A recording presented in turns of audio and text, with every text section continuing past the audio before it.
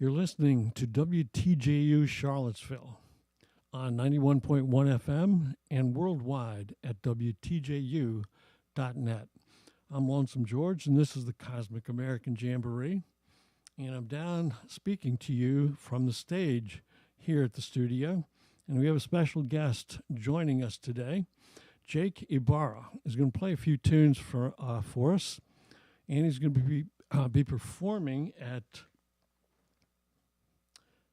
Pro Renata Brewery in Crozet tonight. I think that show kicks off at 7. Well, I'm going to speak to you a little bit. We'll chat a little bit, Jake, but why don't you give us a song first? Sounds good. So.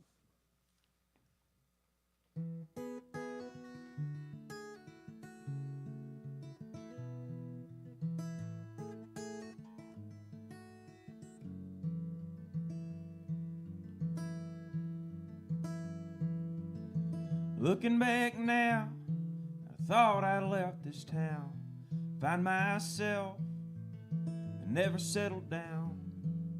But the kids, they come on quickly, and now I'm pushing 60, watching Barney with the grandkids playing cards when they go down. That's just how it goes, I guess. I don't think I ever will forget the way Sally looked in her wedding dress. But she's 6 years gone now. I wish I could tell you how bad it hurts to win at cards without laughing at her scowl.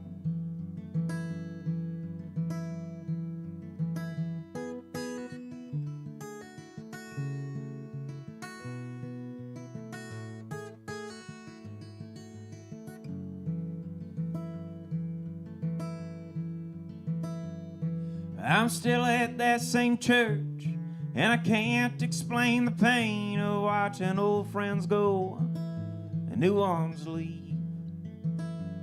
'Cause I always make my breakfast, I tie my tie on tight, and I watch the stars at night to find the one that Sally liked. Is this a silly little things, like when I hear the doorbell ring, that remind me how good it is to be alive.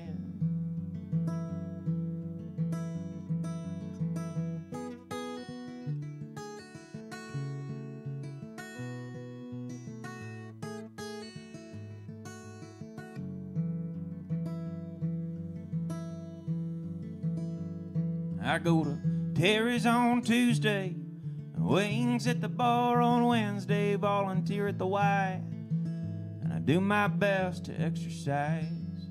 Well, my daughters always say, you know, that maybe I should date, but their mother is the one, so for her I'll have to wait. Is this the silly little things, like having coffee with my cream, that remind me how good it is to be alive?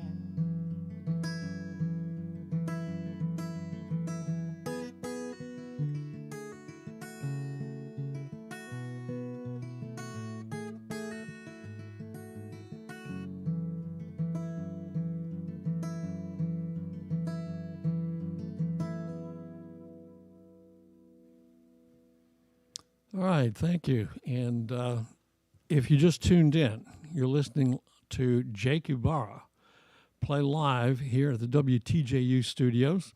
And that song was titled Silly Little Things. Silly Little Things. And that's off your debut, it's your debut full-length album. Yeah, debut full length. They released on April 7th. It's the last song on the record, and yeah. And the title of the album is Something in the Water. Something in the Water. And you did release an EP, what, 3 years ago? Yeah, I think it was my pandemic projects. It was 2020. I basically did it just to kind of get booked around my hometown. I recorded in my grandfather's basement solo, and sent it off to a mixing engineer to fix it for me. So that was the debut, but this is the full length, full studio album debut. So what studio did you use for this one? Castle Studios down in Franklin, Tennessee. Okay, yeah. So I mean, it's Nashville, but it was pretty surreal being in there. It was I guess it's an old mafia safe house that got turned into a studio in the 60s, I think. So it was pretty surreal being there. It was great. Any pictures on the wall of note? No, I mean, not that I can remember. It was the room was really cool though. I mean, It was a beautiful big room, and I was lucky to be able to be there. Yeah, I couldn't resist that question. But back to the more important point, how'd you get interested in music to begin with? Yeah, I grew up in a pretty musical family.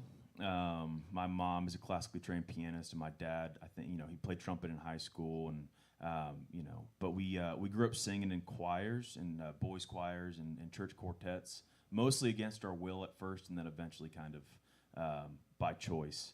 But I didn't really find music myself probably till I was, 13, 14, 15, and got really hooked on blues guitar, and then it became my own passion as opposed to just growing up with it. But now you've kind of moved into the country Americana. What was that transition like? Because classical piano, you had trumpet, which I assume he was probably your dad liked jazz. Yeah, to a degree, yeah. And it was a like I said, it was that, and I mean I grew up around country music, that new traditional kind of 90s. I was born in Texas, and so I had that a lot. But then I didn't find the songwriters probably till I was 18 or 19. And it was Jason Isbell, and then I went back from there. It was Guy Clark, Townes Van Zandt, and James McMurtry, and Bob Dylan, obviously, is Chris Christopherson, and just kind of went from there. And a lot of outlaw, a lot of the country outlaws, stuff, yeah. A lot of the outlaws, definitely, and got hooked on it. And then I really didn't start writing until a couple years after that, though. Okay, that's great. And a reminder to folks tuning in, Jake will be playing tonight at Pro Renata Brewery up in Crozet, so you can catch, probably the whole album up there, or maybe most of it. Yeah, I think I'm only going to play a few songs. I think it's a writer's round, so you get to see a couple other really good writers, and I'll probably play 3 or 4 songs off the album. Okay, great. How about playing another one right here for us? Yeah, absolutely. And absolutely. what's this one called? It's called A Whole Lot to Remember.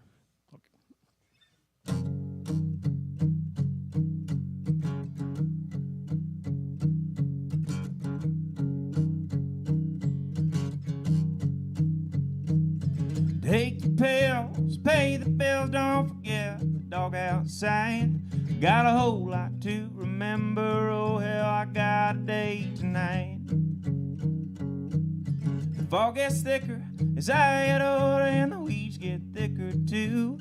And most of December was one big old tall screw you. I woke up with a broken phone and a newfound pain in my back. Every time I think it can't get worse, I remember we're still in Iraq. And the laundry's high, and so am I, at least most of the time. I got a hole in the jeans I'm wearing, and the well's about run dry. So if I'm not here tomorrow, baby, I think you might know why. I got a whole lot to remember, Lord, and not much is on my mind. Now Dad is calling, needs help at the yard, and says Mama needs to talk to you. She said something about jeans and something about peaches and something about a love that's true. I don't have a shirt to wear, what the hell am I gonna say when I show up late to work again? Well, it's going on 2 weeks straight.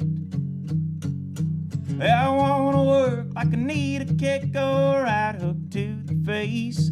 I could use a job or a couple dollars. Little mama done said she's late. And the laundry's high, and so am I, at least most of the time. I got a hole in the jeans I'm wearing, and the well's about run dry.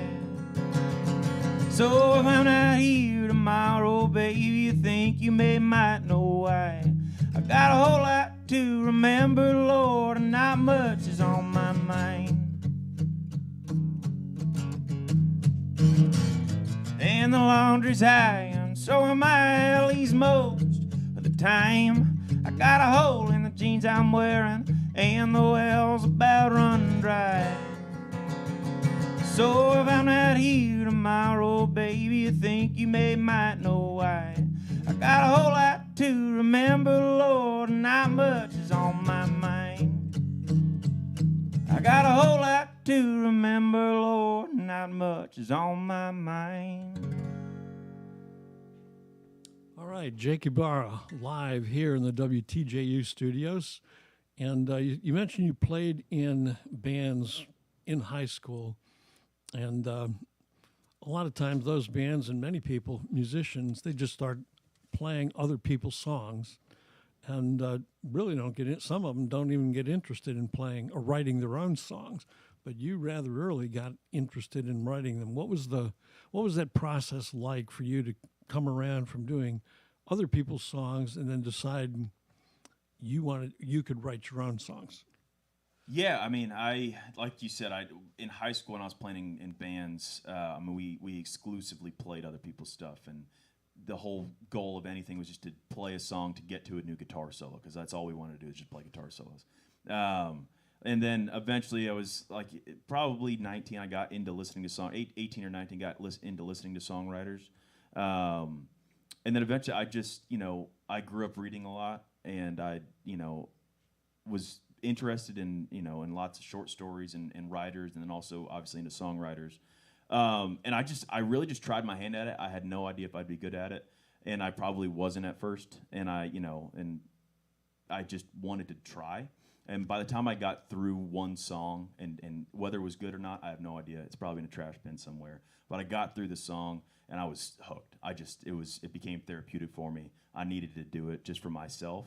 And then, 50 songs later, I felt like I could, do something at an open mic, and people liked it, so I just kind of kept going with it. And you mentioned authors who are not songwriters. You've mentioned the songwriters.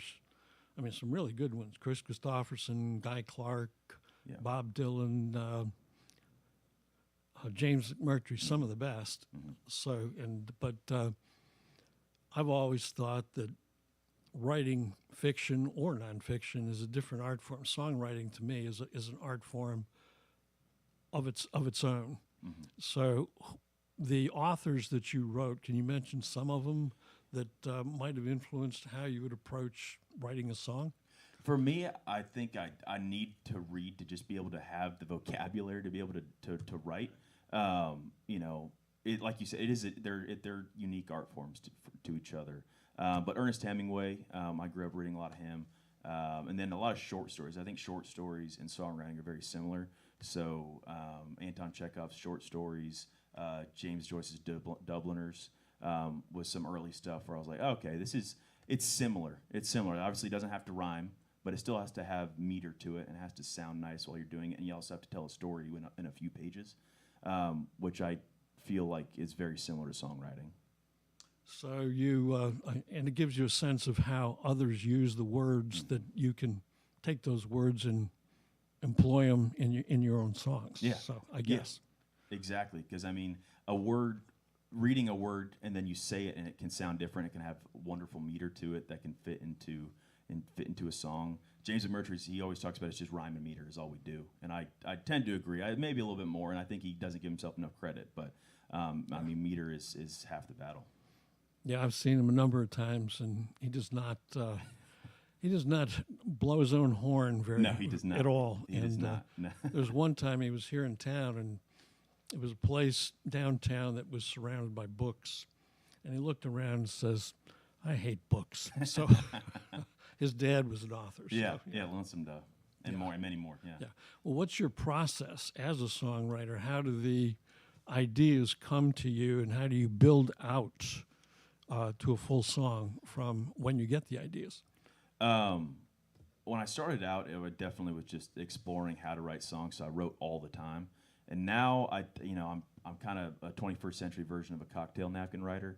I put notes in my phone incessantly, and I have a long list of notes in my phone. And then I'll put them there and I just leave them there.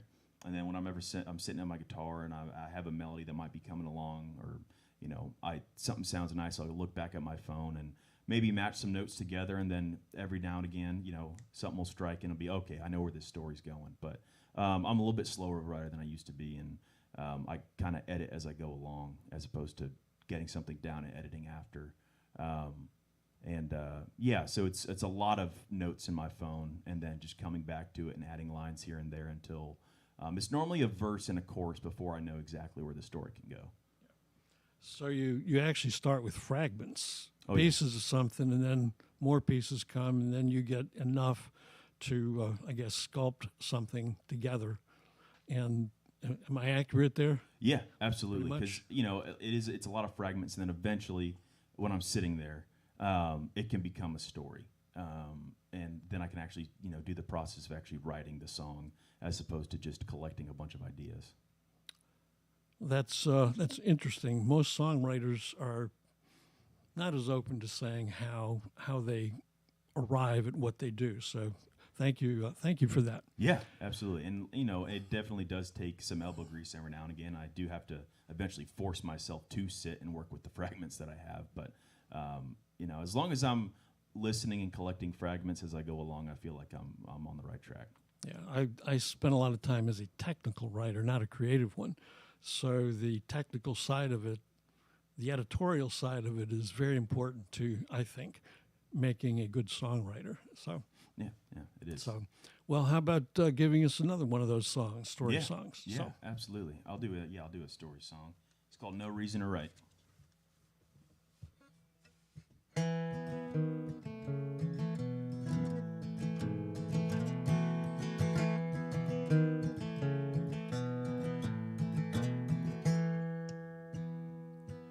Found an old letter in a locked toolbox in a white and weathered shed. Signed JS 1903, and this is what it said.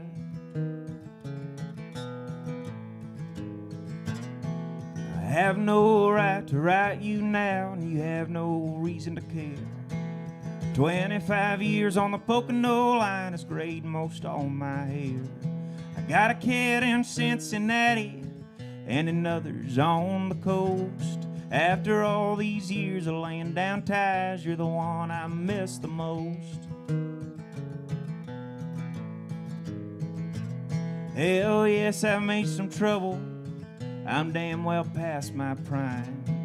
Sin's been cheap and easy. I've never been known as kind. But I'm old and now and I'm tired, wasting all my time. And I'd like to see you sometime soon, though I have no reason, no right. I had no right to know all about that forgotten memory.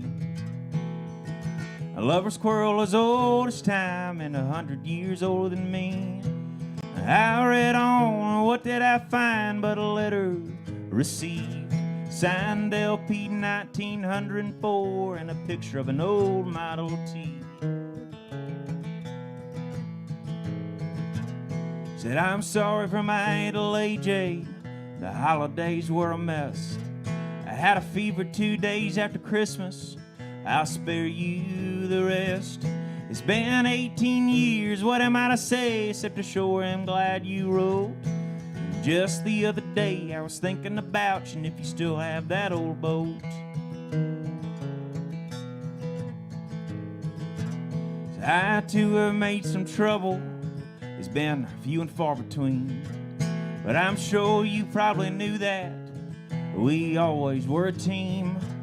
I'm old too and I'm lonely, been waiting all this time, just a hoping that you might find me, though I had no reason, no right. Well, right then and there I saw it underneath the chair, what looked like another letter from this ancient loving pair. It said, if you ever find this, just know we made it through. You're sitting at the bench where I wrote to Elle and where I played with all my tools. So our house was warm and it was happy. For a while we were thick as thieves. So I bet that we're both gone now, so these are yours to read. Just know nothing lasts forever. We all get lost in time, but I hope you find your L, my friend, though you have no reason, no right.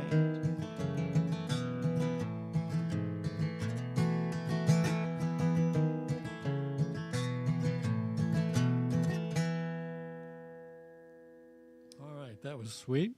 Is that on your album? Have the 3 songs we've heard, they're all on your album? Yeah, all on the So- album. Yeah. Do you still use any from your earlier EP in your shows? I still play them. None of them are on the album, but I still play them a lot. I'm still proud of those songs, and I may give them a re-record at some point. But I do play them a good bit. Yeah, the EP was just you. It was solo. It was just me solo. Yeah, me and the Yeah. guitar, and figuring out how to record and failing at it a bunch, and eventually succeeding enough to be able to release it. Yeah. And you may try it out with the full band on a recording, maybe your next album. Yeah. Speaking of which, are you already working on your next one, or are you busy just touring and traveling around? I was very much, before the album released, I felt like I was kind of stuck in just making sure that I was doing all the other aspects of what it is to be a songwriter and everything. But since it released, I've been writing a lot, actually, and I feel like I know the direction of where I want the next album to go, and I want to hone the craft as best I can. And I just need to finish the songs. So I definitely am starting to piece together. I probably have 4 or 5 and more that are older that I've demoed, but I'd like to do an album of all new stuff. So You got a lot of fragments to work with. A lot of fragments to work on. Exactly. Yeah. Well, where do you see yourself? Have you thought ahead to the future about how you would like your career to develop, or are you just taking it as it is? Or I think if you'd asked me like a year and a half ago, like I would have these big old grand ideas of where I want it to go. And now that I am on the road and I have released a full length album, I have my goals are a little bit more. They're a little bit smaller, I guess, and they're just kind of more realistic. I'd like to get on the road with somebody this year, opening for someone, and to be able to just keep making albums is really where I am at, and hoping people are listening. If I can do that for as long as possible, I'm happy with it. are there some people you'd like to perform with, or even write with? Yeah, I've never done a lot of co-writing, but I definitely would be interested in it if it's the right fit. And perform with, the list is long. I mean, throw James McMurtry on the list, throw Jason Isbell, Gabe Lee is a young guy. He's from Nashville. I say young, he's older than I am, but he's great. And he's released, I think, like 3 albums in 2 years, and one a couple years before that, and he's just the consummate writer. He's unbelievable. And a bunch of folks. Sierra Farrell is fantastic, and I could keep going. Yeah. Okay. I got you. I know these people, so I know what you're. I guess you'd be inspired by or enthusiastic to perform with. Yeah. You have a website. I do. And you want to tell people what that is? Yeah, JakeYbarra.com, YBARRA. You can keep up with tour dates. You can get the music on there. I set up my store finally yesterday, so you can buy things on there if you want. And I got my bio and contact information, and it's fun to explore. I'm thinking about doing a blog here soon, and trying to take on that form of writing a little bit just as an exercise. So I'll probably have that on there soon too.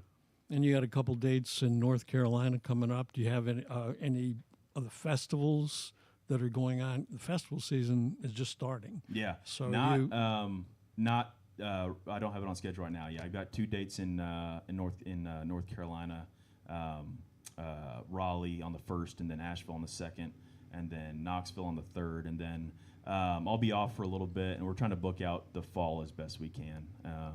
So I think I probably missed festival season, but so you don't have anything scheduled for summer yet. Not yet. So you're just trying to get the fall dates filled out. Get your name out there. Yeah, So, exactly. okay. Exactly. Well, I want to thank you for coming in and joining us. I guess it was probably an earlier trip than you usually make this morning, just to get here by noon. And, it's okay though. It's okay. It's good for me. It's good for the soul to wake up a little bit earlier than I normally do. Well, we're glad you did, and glad you stopped by. And can you give us one more song before you go? Yeah, absolutely. It's called Long Winter. Okay.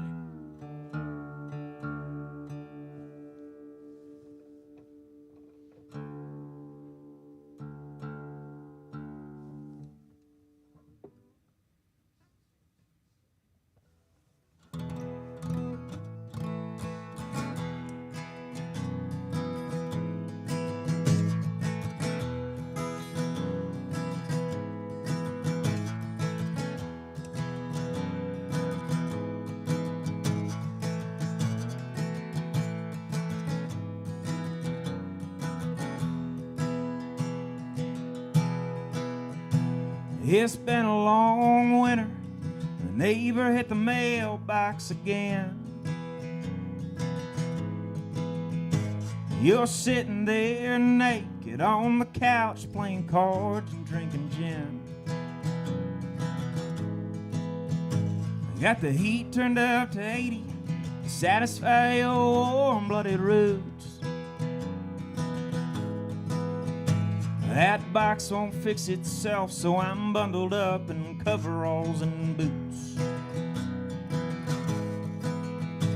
There's a drive-in movie on tonight like it's 1953. I'm sure you'll want to go, 'cause you like Rambo and the popcorn is free. I guess crazy's not the word that I choose, but I doubt there's another to use to detail the reason why I'd rather be quiet than lose.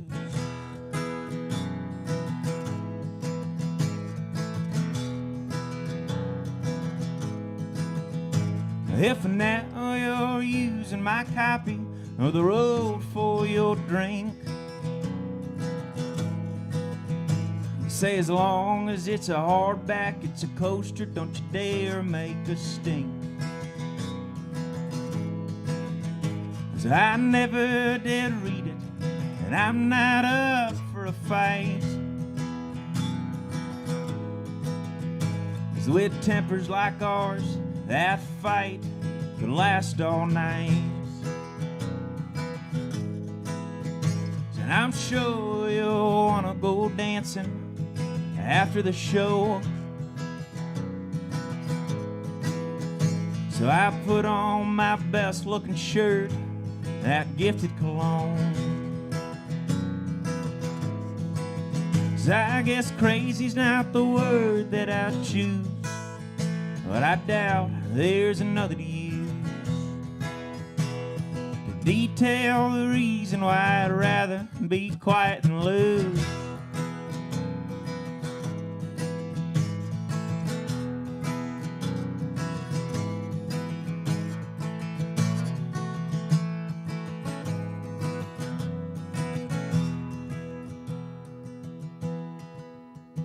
Well, the Bennett boys are busy busting down ice sheets and snow. Summertime's coming, but we still got a ways to go. Better be a damn good reason why the hell that neighbor can't drive. 'Cause I salted this road all day from 7 till 5. You say, hon, won't you give it a break? Come on back inside. So I pack up my hammer and my shovel, and I swallow my pride. I guess crazy's not the word that I choose. I doubt there's another to use to detail the reason why I'd rather be quiet than lose.